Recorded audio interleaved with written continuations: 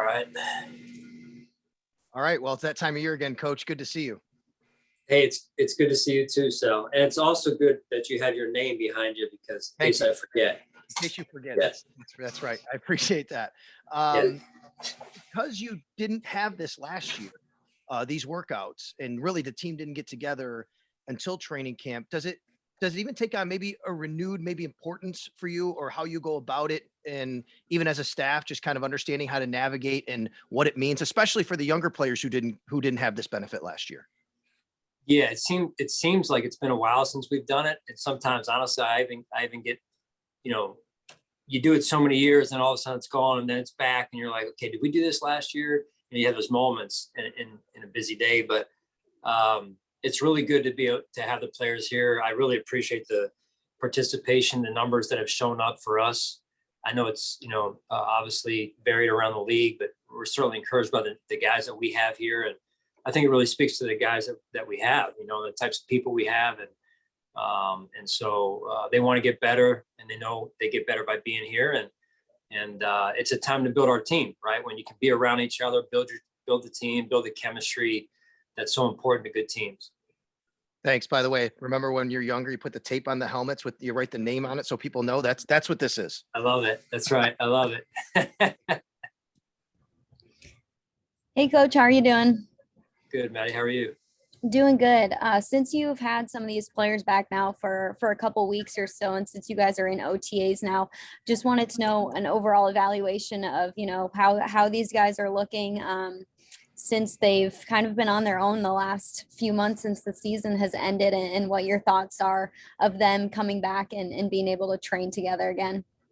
Yeah, it's so cool to watch how our players worked, last year, but also in the time before they got here this year, Maddie, to your point. And we've got guys that they like to work, they like football, they like the process that goes into getting themselves ready to go. And in our training staff, as well as our strength and conditioning staff, do a great job of making those guys accountable, and our players follow through. So it's led by our captains, it's led by the leaders on the team, and you can tell the guys have worked.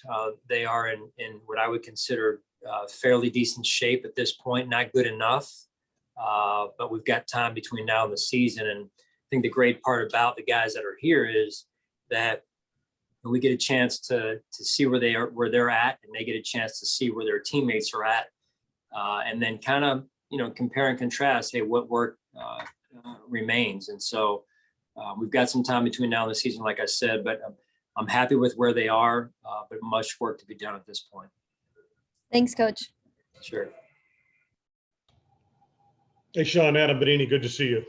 Yeah, you too, Adam. Everyone, kind of society and the NFL is trying to transition back to some sense of normalcy right now with vaccination and all of that. I'm just curious, can you kind of take me inside what limitations you still face inside the building and connected to these workouts?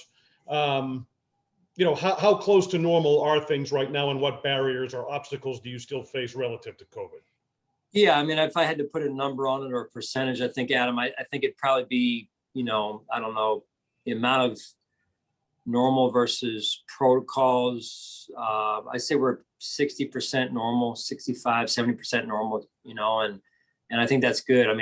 It's nice when you're fully vaccinated to be able to, do some of those things. And so that's been good. And I think just with the vaccines, I'm fully vaccinated. I know Brandon is as well. You guys saw that the night of the draft, Terry and Kim as well. So, it's important to us, and I think it's for the greater good of not only our team, but the community as well.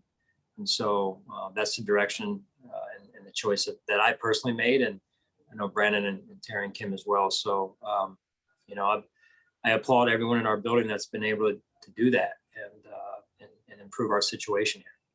Thank you. Sure. Hey, Sean, good to see you. Thanks for doing this. Appreciate it. Yeah, Heather, good to see you as well.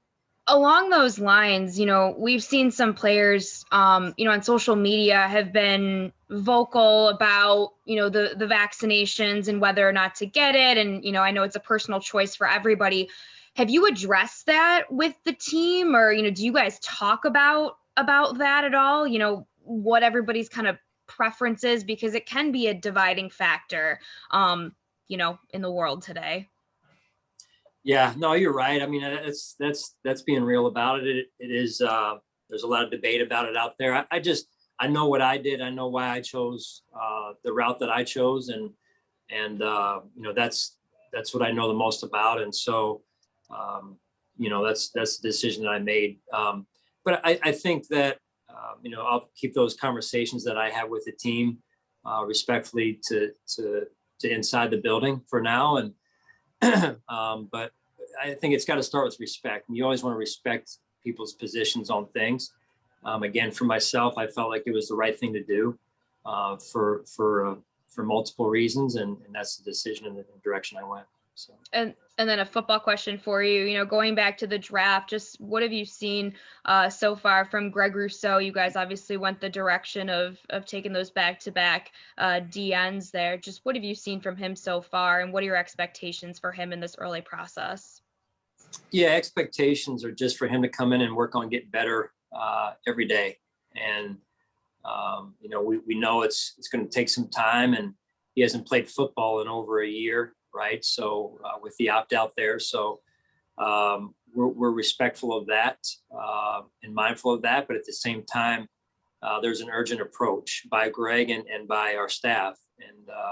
And so, listen, we wanted to improve along our defensive line. And we felt like we've been intentional about that with Greg and with Carlos as well. So, but they have to develop. And that's there's a lot of work that you got to put in, and I think they're both off to a good start, and so we'll see what today holds.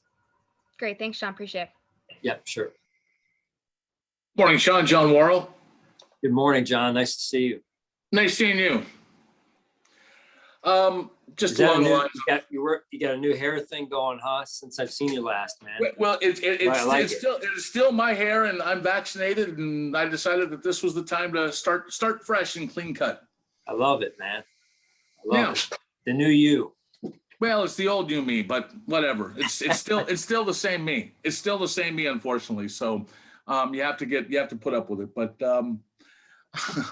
on the vaccination front, we all know that there are benefits. Then how do you get across to your team the benefits of reaching whatever that ceiling is or the floor is to get vaccinated? And what concerns do you have about some of the pushback you got, especially with Rachel Bush saying that this could be a divisive issue, and there are players on this, big name players on this team, who are against being used as guinea pigs? Yeah, I'm gonna stay away from that overall, that specific part of your question, John. Here's again, it starts with respect. I think all great relationships start with a healthy amount of respect, and it's you talk about getting to a certain level. I know it's been talked about around the NFL and sports overall, and us, we track things and trends and everything, and Derek does a great job, and his staff of sending me some things that are going on with the other professional sports out there. And I'd be lying if I said I know it to the nth degree what exactly is unfolded, but there are teams, I think last week in Major League Baseball, that had four players, tested positive. And then the Yankees situation, 7, I think a couple weeks before that. And we experienced that right in the Arizona game where we had a couple at one position, the corner position, and it affected the game. So, listen, I'm not going to mix, that with personal decisions or the personal life part of it. But it does impact our situation here when you look at it. I mean, we just experienced it last year, and you're seeing other teams going through it now, other sports. So I think it is something that we're going to have to deal with at some point. And just as a football question, Stefon Diggs talked about he had an injury that he played with, along with Cole Beasley, obviously, down the stretch. How has he recovered? And is he, when will he be available to be, out on the field taking, do you feel he's going to be 100%?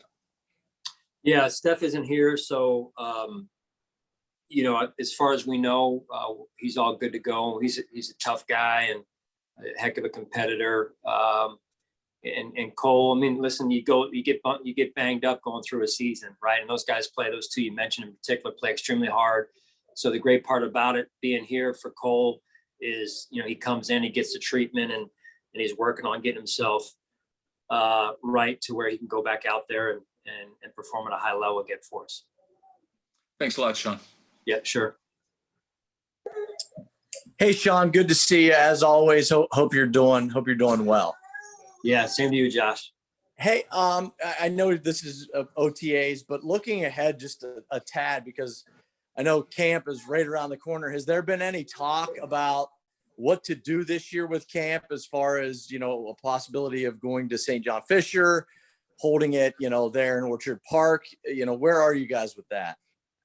Yeah, I mean, there's a lot of layers on that, as you'd expect, Josh, right? With the COVID situation and all the protocols, more than anything that are on our situation at this point. So we are in communication with St. John Fisher and trying to see what can be worked out. And I know our operations staff is hard at work and trying to figure all that good stuff out. So I'm sure we'll have an answer here sometime in the near future.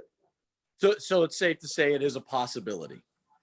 It is a possibility, right? We're great. And like anything, I mean, I just think overall, just to add, Josh, that, we wouldn't be going about it the right way if we didn't look into it. And so from that standpoint, it's a possibility. Is it going to be a heavy lift? Probably so. But we're doing our due diligence to explore it. Great. Thank you, Sean. Appreciate it. Yep, you got it. Hey, Sean.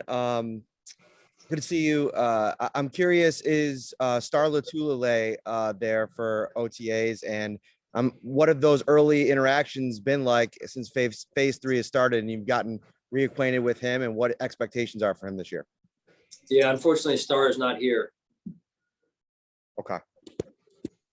In terms of the offensive line, I saw Cody Ford tweeted it was good to be back in uniform, get the helmet back on. How big of a year is this for Cody? And, how have you liked the way that he's responded from, another setback with the injury, kind of going in here to year 3? Yeah, Cody's done a phenomenal job. Cody, and I would add Zach and the other guys that have been here rehabbing. That's not an easy deal. There's a lot of good things that come with being a football player. And there's obviously some challenges that come, and getting banged up is one of them. And the discipline, the commitment to rehab, especially those lengthy rehabs like Cody's had to go through, like Zach, that takes a special person to be able to do that. And so very proud of the way that everyone that's been here rehabbing has done in terms of following through on their rehab. And Cody, in this case, just, the surgeries that he had to go through, and, just very proud of the way he's handled those as a young player. Thanks, Sean. Sure. Good morning, Sean. Good morning. I won't put my name, Sal, up. I think you know who I am.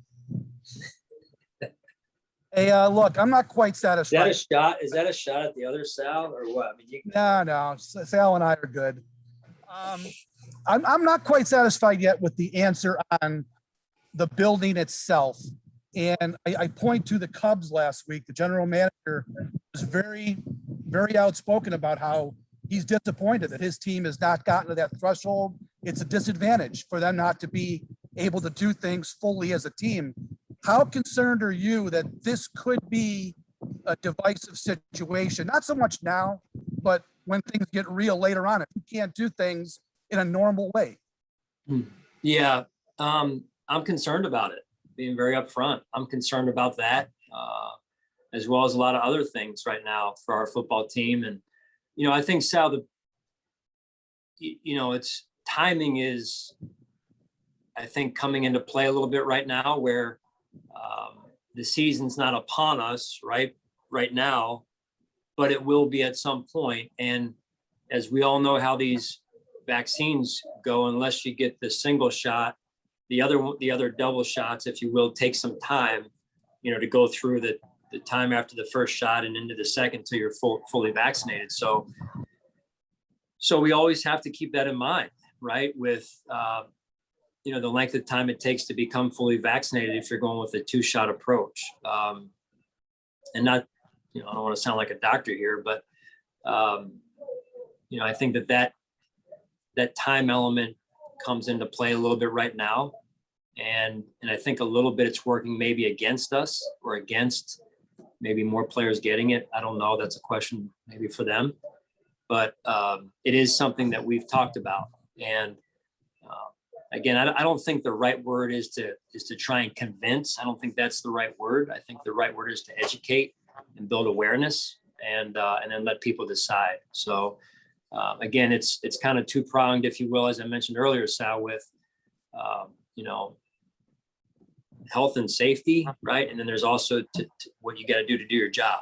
And so I think those are the two prongs of the fork right now that must be considered and considered seriously. And if I could you ballpark for us the percentage of guys you think you'll have for the OTAs? You mentioned some teams are really low. Can you give us just a ballpark figure on what percentage of players will be in town? Yeah, I think we're 70 plus right now. So we've got quite a few guys here. Again, proud of the turnout. Appreciate the guys being here. Okay, thanks, Sean. Yeah. Hey, Sean, real quick, is it 70% of the team or 70 players that are in attendance? Well, I said players, 70 Okay. plus players. Yeah. Okay, great. Just wanted clarification. Also, certainly, as Sal alluded to, other teams, players have been outspoken. We know the NFLPA, and there's been that back and forth.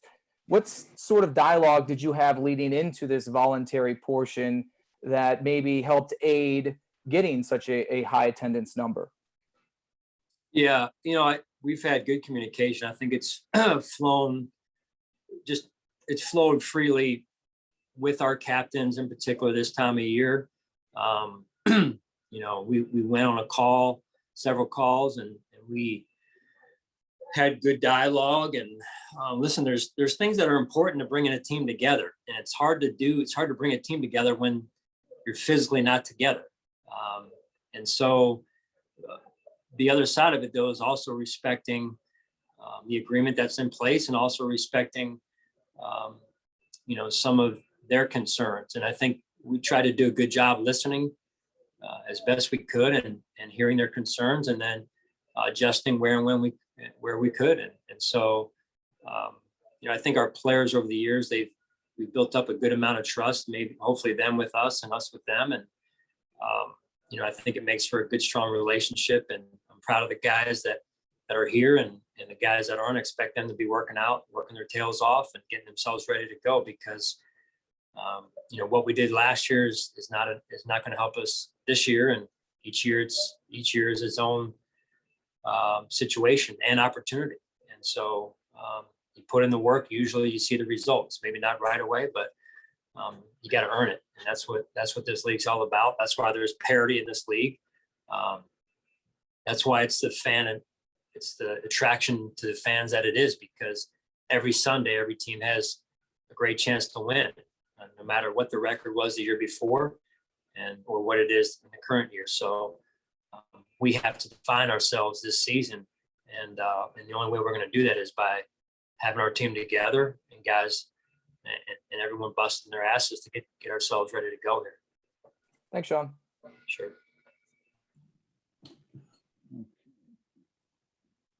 Hi, Sean. You need your name next to your. We hold up a What's up, card. Vic? Yeah. How you How doing? you doing? Good. You're Sean McDermott. Okay, got it. I'll put my name up. Please. Well, no, that's Forget the about team. the sponsor. Forget about the sponsorship. We need names. Sean, I love you, Sal. Sean, because first of all, on the assumption that you, the organization, whatever, are tracking vaccinations, because it's pretty important, I guess, to know in your building or participating in what you're doing who has it or has had it, who hasn't. Do you know, and I bring this up because for two big reasons. One, he's your quarterback. Two, he has been on record as saying at the last time he spoke publicly that he hadn't had his vaccination. Has Josh Allen been vaccinated? And a two-parter on that, do you have a concern one way or another that he, obviously you'd feel, I guess, good that he is, or a concern if he isn't? Yeah, Vic, I'll send over the list of all those that are vaccinated and those that aren't. And Perfect. We'll go about it that way. Does that work? And That'd work, but maybe we can do that for just the whole NFL. In all seriousness, though. No, yeah, I don't. Yeah, I'm not going to get into it. It's not healthy for me to get into who is and who isn't, Vic, and you know that. I mean, again, it's just right now. Again, we're focused on going out to the practice field, and I'm excited about this second practice right now. And so I can tell you on the field, Josh has looked good. Okay. So he's off to a good start. Can we talk football question? Football all right. question. All Football right. question. AJ Epinesa, your assessment of his rookie season, and what you see in terms of his competing, especially with the additions of Greg and Carlos. Yeah, no, I mean, when you look at his rookie season, Vic, and you saw it, right? He got off to a little bit of a slow start. And honestly, as we're talking about, the protocols and everything, what happened last off season, think about the rookies last year, right? Who AJ being one of them wasn't able to be in the building for the most part until training camp. I think that factored into his slow start a little bit. He's in great shape right now. I mean, he looks as good as I've seen him look, and credit to him for being here. He's been here most of the off season. I think he went home for a little bit of time and spent some great time with his family, and he's in a great spot now. He's in shape, and he's on track to have himself ready to go for training camp. So what I've seen to this point is very encouraging. Thank you very much, Sean. Sure. Good to see you, Vic. Good to see you. Hey, Sean, how's it going, man? Good to see you. Yeah, you too, Marcel. You when answering John's question, made a comment about what you did last year doesn't necessarily do anything for you this year, but you're kind of in rarefied air right now as far as your staff continuity goes. There haven't been a lot of teams the past 20 years who have kept the same offensive, defensive coordinator, head coach for 4+ years, and when they do, usually spells a lot of playoff success. You were part of one of those teams in Carolina with Ron and Shula for that run. So I'm curious how much that kind of continuity actually does help based on your experience and based on what you see walking into this building every day. Yeah, I mean, it's real, Marcel. Continuity usually works to your favor.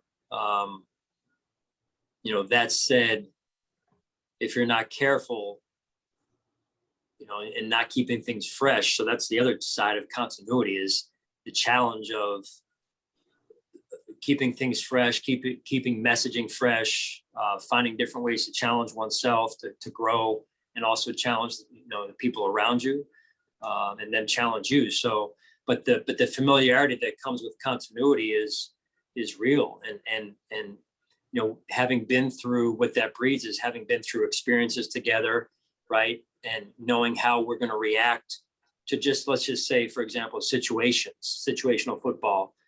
We were just talking as a team about that this morning, right?